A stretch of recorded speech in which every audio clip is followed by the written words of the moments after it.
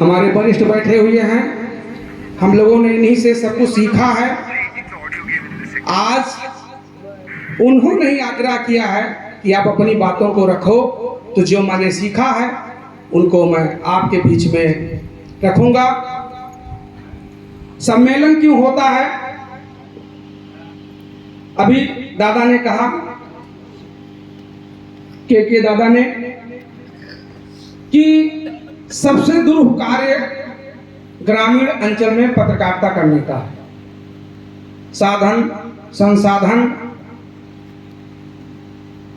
की कमी और उसके बीच में जो वहां के अधिकारी होते हैं वो काफी बेलगाम भी होते हैं। उनसे जूझना, उन जूझने के बाद खबर लिखना, मेल करना, फोटो मेल करना काफी कठिनाई का काम तो होता ही है। लेकिन इन सभी के बीच में हमारे साथी अपने कार्यों को पूरे कुशलता के साथ करते हैं। इस दुरूह कार्य को और करने में उनको जो परेशानियां आती हैं, हमारे जो ऊपर के अधिकारी होते हैं पत्रकारिता से संबंधित, वो अच्छी तरीके से जानते हैं। मैं कहना चाहूँगा कि इन सारे परेशानियों के बावजूद हम लोग अपने कलम के माध्यम से खबर ऊपर तक पहुंचाते हैं, छपती है और नाम भी होता है, असर भी होता है। वही अधिकारी जब हमारा कोई भाई जाता है तो उसको बहुत इजी गोइंग में लेता है, और जब उसकी अच्छी सी खबर छपती है तो उससे उसकी पहचान बनती है। फिर जब वो दोबारा जाता है तो वही अधिकारी उसके साथ बहुत सरलता, सहजता और सौम्यता से बातचीत करता है और कुर्सी देता है, बैठालता है कि आइए भाई बैठिए। ये हमारे कलम की ताकत है। जब तक हम अपने कलम की ताकत को पहचानेंगे नहीं, तब तक कोई भी अधिकारी हो या समाज का कोई भी प्रतिष्ठित व्यक्ति हो, हमें वो सम्मान नहीं देता। खबरें छपती रहती हैं और हम आगे बढ़ते रहते हैं। इन सारी चीज़ों का जब हम व्यक्तिगत रूप से सोचते हैं और आगे बढ़ते हैं तो हमें ये पता चलता है कि हमने जो मेहनत किया है, अपने कर्तव्यों का सही ढंग से निर्वहन किया है, उसका अब सही रिजल्ट आ रहा है। आज सम्मेलन है। इस सम्मेलन का जो उद्देश्य है कि हमारे जो दूर दराज के आंचलिक हमारे सोमनाथ दादा हैं, ये बहनान बस्ती बॉर्डर से आए हुए हैं। करीब 70 किलोमीटर की यात्रा तय करने के बाद ऐसे ऐसे तमाम दूर दराज से हमारे साथी आए हुए हैं। सबका मिलन हो, यहाँ पर एक दूसरे से लोग परिचित हों, विचारों का आदान प्रदान हो, म्यूचुअल व्यूज ऑफ एक्सचेंज, और अपनी परेशानियों को वो बताएं कि मैं इस ग्रामीण अंचल में रहता हूँ और इस ग्रामीण अंचल में हमें क्या परेशानियां हैं, सुख दुख, व्यक्तिगत, इन सारी चीज़ों का जो हम आदान प्रदान करेंगे। और उसके साथ साथ इस सम्मेलन में हमें जो अच्छी चीज़ें मिलेंगी, इनको हम सीखेंगे। हमारे बड़े अधिकारी, हमारे बड़े भाई, हमारे संपादक जी, दो संपादक जी बैठे हुए हैं, हमारे गुरु जी मिश्रा जी हैं, हमारे भैया जी हैं, तो इन लोगों के बीच की इनकी बातों को हम सुने और सुबह शाम जो हमारी ड्यूटी है, हमारा कर्तव्य है, हमारा फर्ज है, उस फर्ज का हम अच्छे से निर्वहन करेंगे। चूंकि आज स्मारका का विमोचन भी है, सभी भाई जिन्होंने अपने विचारों को, अपने लेखों को उसमें सजोया है, उसका भी इंतजार लोगों को है।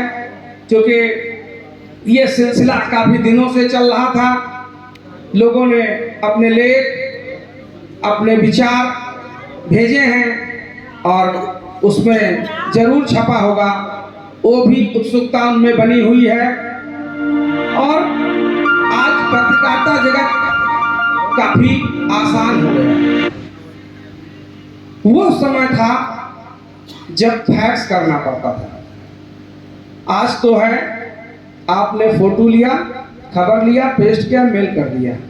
ये हमारे नदीम भाई बैठे हैं, कभी कभी जब हम लोग, मैं हिंदुस्तान में फ़ोन करता था, नदीम भाई फ़ोन उठाते थे तो कहते थे सुधांशु भाई फिर से भेजो, फैक्स साफ नहीं आया है। तब फैक्स वाला कहता था भैया ऐसा चाहे खराब हो चाहे अच्छा, एक पेज गया तो मैं 20 रुपया लूंगा। तो बड़े रिक्वेस्ट के बाद वो कहता था कि अच्छा भैया ठीक है, दूसरा पेज आप भेजोगे तो हम आपसे 10 रुपया ले लेंगे। तो वो 10 रुपये का कंसेशन कर देता था। और दूर दराज में जाओ, कोई घटना हो गई, उन घटना का संकलन करना, फिर लौट के आना, फिर लिखना, लेकिन उसके बावजूद भी वो समय बहुत अच्छा था। आज साधन संसाधन सारी चीजें हमें मुहैया हैं। हम मोबाइल पे प्रिंट कर लेते हैं, खबर को फोटो खींच लेते हैं मोबाइल से ही। तब मोबाइल का जमाना नहीं होया करता था, साथ में कैमरा लेकर चलना पड़ता था। डिजिटल कैमरे आते थे, उसको लेके चलना पड़ता था। जब कोई पत्रकार कैमरा नहीं खरीद पाता था तो डिजिटल कैमरे की जो दुकान होती थी वो 1 घंटे का 50 रुपया लेता था। कहता था भाई अच्छा हम 50 रुपया लेंगे, मांगता तो 100 रुपये था, लेकिन अब जब रोज 1 घंटे का काम लगता था तो 50 रुपया ही लेकर के हम लोग जाते थे, किराया देते थे कैमरे का, और उसके बाद में 2 4 6 फोटो खींच के लाए और उसको दिया, कहा भैया अब चिप में फोटो है, उसको आप ईमेल कर दो। तो कैमरे का दाम अलग लेता था किराया, और प्लस जब वो मेल करता था फोटो तो 20 रुपये वो भी मेल का लेता था। तो मतलब 20 रुपये मेल का और 20 रुपये फैक्स का, 40 रुपया, और प्लस जब आप जहाँ दूर जाएंगे कवरेज करने के लिए उसका अलग खर्चा आता था। तो उससे आज इजी हो गया है, क्योंकि आप अपने अच्छे मोबाइल से फोटो खींच लीजिए, वही फोटो आप मेल कर दीजिए, मोबाइल पे खबर लिख लीजिए और उस खबर को भी मेल कर दीजिए। तो जो फैक्स मेल दूसरे के ऊपर जो हम डिपेंड रहते थे, आज शासन संसाधन तकनीक ने हमारी पत्रकारिता को बहुत आसान बना दिया।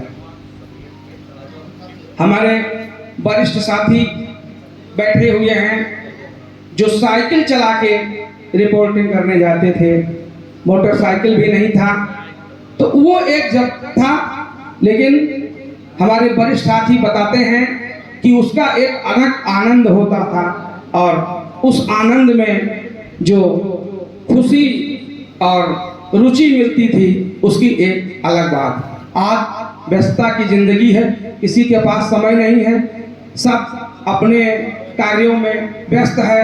अच्छी बात है, व्यस्त होना चाहिए, खाली नहीं बैठना चाहिए। आज इस व्यस्त कार्यक्रम और व्यस्त जिंदगी के बावजूद भी हमारे जितने साथी आए हैं उनका हम हार्दिक अभिनंदन करते हैं कि इस टाउन हॉल में वो आए और उन्होंने अपनी संख्या बल को दिखाया कि हम पत्रकारों में भी दम है, हम किसी से कम नहीं हैं, और अपनी कलम के बल पर हम अपनी मंजिल को हासिल कर लेते हैं, और मंजिल ही नहीं हासिल कर लेते हैं, हम दूसरों को सबक भी सिखाते हैं, दूसरों को सीख भी देते हैं।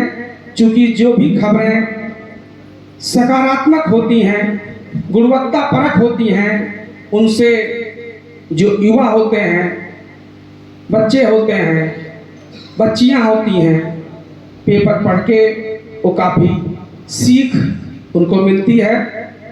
एक छोटी सी स्टोरी है कि एक बार मैं अपने घर पे बैठा हुआ था, हमारी छोटी बिटिया कक्षा 1 में पढ़ती थी, वो आई घर पे, मैं भी स्कूल से लौटा तो मैंने बताया, मैंने कहा बेटा क्या पढ़ाया रह गया आज, कुछ तुम्हारा देखें। तो मैंने उसकी कॉपी देखी कि उसके कॉपी में कुछ गलत लिखा हुआ था, तो वो सही काटा हुआ था। तो मैंने कहा बेटा ये आपका जो है ये गलत है, इसको सही कर लो। तो तड़ाक से बोली कि नहीं नहीं नहीं नहीं नहीं, ये सही है, मेरे मैम ने बताया है कि यही होगा। हमारी पत्नी ने भी कहा नहीं बेटा ये इस तरीके से कर लो, तो उसने कहा नहीं आप लोग भूल गए होंगे, क्योंकि ये मैम ने बताया है तो ये सही है। फिर काफी जद्दोजहद के बाद वो हमारी बात को मानी। तो ऐसे हमारा अखबार है, हम जो अखबार में छाप देते हैं, मेड़ पर बैठने वाला आदमी, चक्रोड में चलने वाला आदमी, खेत में चलने वाला आदमी, किसान, नौजवान अखबार की लाइन को जब पढ़ता है तो वो कहता है कि ये चीज अखबार में छपा है, ये बिल्कुल सत्य है। तो आज हमारी जो क्रेज है ग्रामीण अंचल में, आज भी प्रिंट मीडिया का अपना एक वजूद है। गांव गली में ये अखबार जाता है, चाय की दुकानों पर बैठकर आज भी लोग जो अपने दिनचर्या से निवृत्त हो जाते हैं तो अखबार को पढ़ते हैं। हमने तो ऐसा भी देखा है कि नाई की दुकान पे बैठकर 4 कुर्सियां लगी हुई हैं, बुजुर्ग लोग बैठे हैं, एक नौजवान से बोलते हैं कि भैया जरा पढ़ो तुम्हारे अखबार में आज क्या छपा हुआ।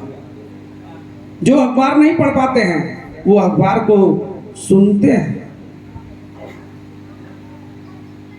तो ये हमारे लिए बहुत बड़ी गौरव की बात है कि आज इलेक्ट्रॉनिक मीडिया, यूट्यूब, फेसबुक, इन सारे संसाधनों, उच्च संसाधनों के बावजूद हमारा जो प्रिंट मीडिया का अखबार है ग्रामीण अंचल में आज भी वो नंबर 1 पर है।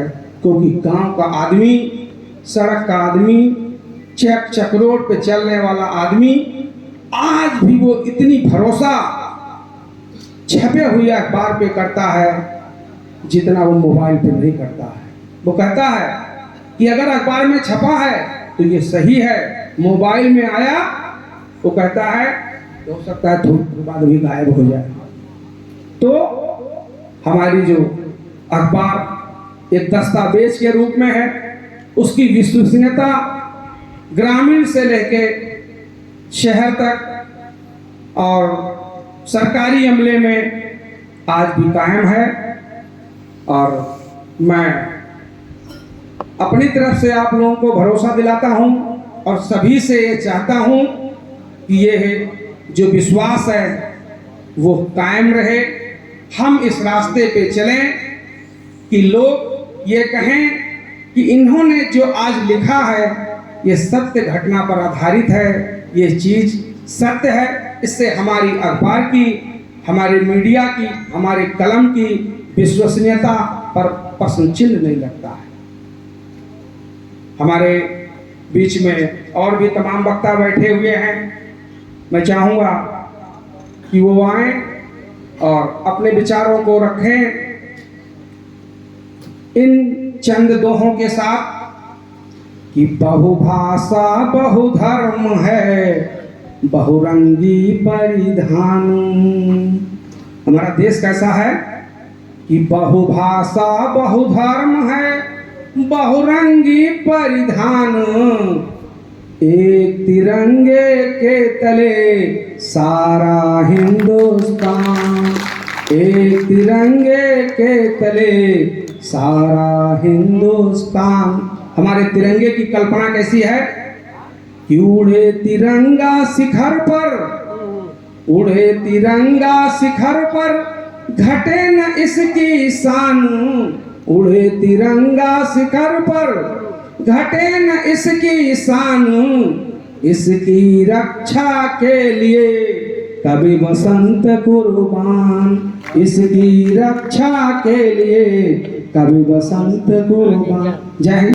बहुत सुंदर, बहुत सुंदर, क्या बात है, बहुत सुंदर। लोगों के निवास से श्री पूरन चंद जी गुप्ता को आप सुन रहे थे। बहुत विस्तार से उन्होंने